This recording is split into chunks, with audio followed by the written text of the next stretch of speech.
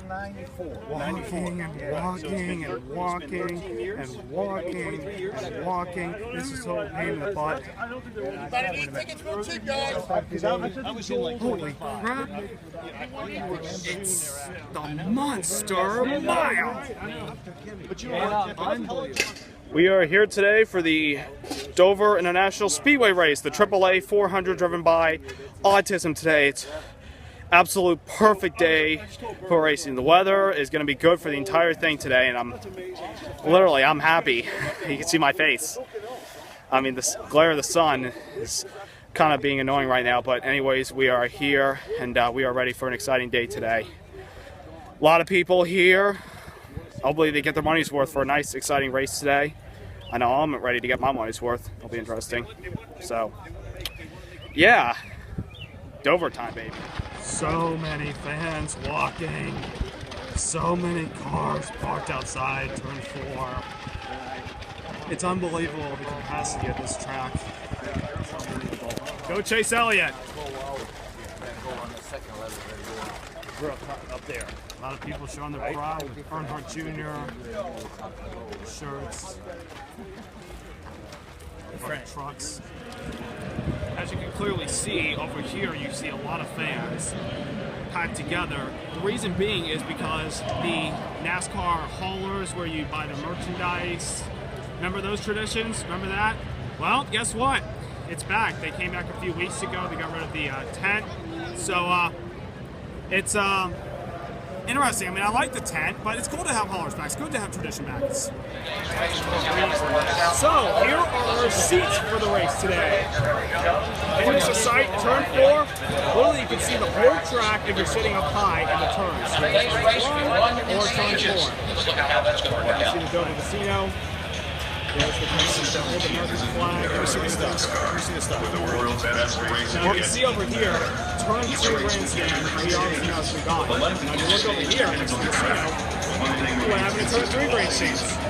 Well, I mean, because there's not a lot of people that come here anymore. They just decided to get rid of the grandstands. If they make the playoffs, then the additional bonus point will be $5 for the first 3 rounds. We got a pretty nice, beautiful races Stage 2 is the same rules apply, and the goal remains the same. The same championship points will apply to the top 10 finishers. We've got Jimmie Johnson, we've got Matt Kenseth, we've got Jamie Johnson, we've got Kevin Harvick, and we got Casey Kane over here. So we got some pretty good fast cars. We got the pit stops. That's pretty neat. And then over here you can see everybody, all 39 cars over the end of today's race. The stage, the drivers, the cats. Southern District 400 miles. Stage lane upgrades again. 120 Guys are going to be calling the race. Mike George on as well as Joe Miller, Jeff Strait, and Will. You guys must be when it gets wet, it dries. The stage laps for today are going to be. I got the cheap one from TBS. All right, race fans, I am standing live in the stands looking for the most enthusiastic NASCAR fans. Give me all of the NASCAR flag! Got my NASCAR blood. It's race day in Dover, Delaware, baby. On the home track.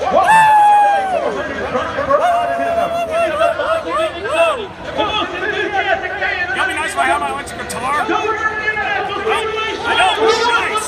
So, energy here is high. I'm amped up. I'm ready for some racing. All right, everybody, listen to me. We're handing out some NASCAR flags, and you got to be jumping in the top. Sing to the dog!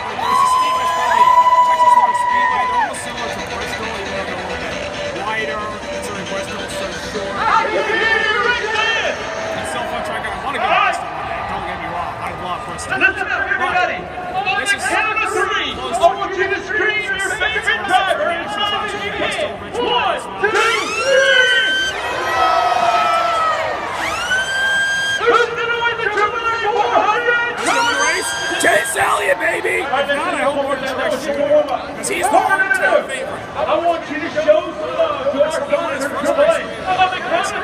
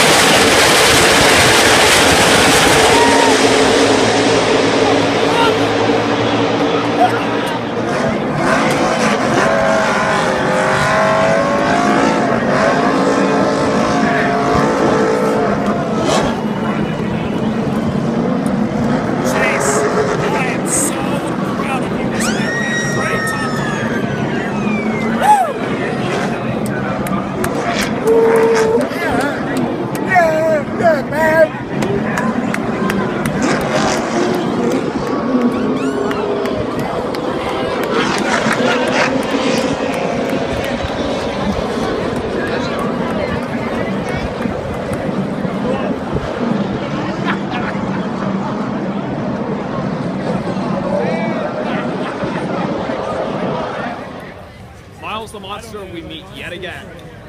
I'm still not afraid of you.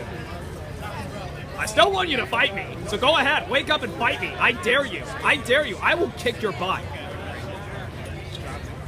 He's not good. Wide and end. Wide and end. Not really the way you want to end a race with a caution. Beggars can't be choosers. It's just the cold hard truth. Nonetheless, great day. One of the interesting things about coming to Dover, you know, during, before or after race, is see all these like white tents are not the official haulers. People get to shop at them and see gear from this year to last year to past year. Even got something Hawaiian here. I bet you Jimmy Buffett would love this stuff. This is actually pretty neat. Got a 20 flag. I don't know if that's signaling the Tony Stewart bandwagon or the Matt Kenseth bandwagon. I mean, this is Tony's colors from when he was with Gibbs, but this is a nice flag. So, another Dover experience in the books. Now it's time for the race recap. What a race today at Dover International Speedway. A lot of cautions. A lot of great racing. And the King of Dover did it again. Number 11 at Dover for Jimmie Johnson. I mean, how does this guy do this? How does he keep winning here? I don't know. Is Miles the Monster say, oh, I'll be nice to you. Occasionally, even though I hate you, I'm nice to you. I don't get it. I just don't get it. But maybe he's just that lucky. I guess so. But unbelievable. Jimmie Johnson scores his 83rd win today, tying him with the legendary Cale Yarborough for 5th on the NASCAR all-time win list. That's one away from tying Darrell Waltrip, Bobby Allison. It's probably going to come at one point later this season, but the drive for 8 championships looks pretty good for him right now. He didn't really have the best car today. As a matter of fact, Jimmie Johnson had to start at the back because of a rear gear change. Right before I left for the track, I got an automatic update. And I may have told you about this earlier, I can't remember, but Jimmie Johnson had to start at the rear of the field. When I got on the track, we found out for a rear gear change, so that explained a lot. But he diced his way through the field. Didn't really lead a lot of laps. Did lead a few under caution for someone blowing a tire. I think it was Regan Smith, and for Eric Almirola still. But you know, just didn't think he had a chance until late caution from David Reagan allowed him to capitalize. When Kyle Larson spun the tires from the restart, he took the lead, took the advantage, and then a wreck happened right behind him, and he was able to pull away with the win. So, congrats to Jimmie Johnson, obviously. Kyle Larson, the best car of the day, you know, finished in the 2nd position, and then Martin Truex Jr., the hometown favorite, who was also fast, Ryan Newman, and then Chase Elliott. Number 2, obviously, Chase Elliott. Finally, we catch a break by finishing well. The past 4 races have been nothing but bad luck for us. I mean, obviously, including last week. I want to forget about last week. Obviously, this race today made me forget about it. We had to go through a lot today. We actually drove up to the field, and on the first pit stop of the day, we got caught for speeding. But I wasn't worried. I was worried about what Miles was going to do to us. But obviously, he's nice to us. We were able to work our way back up to the front, took some tires there in the late race restart, and when the wreck happened, we missed it, and we finished a solid 5th place finish. I'm so proud of him.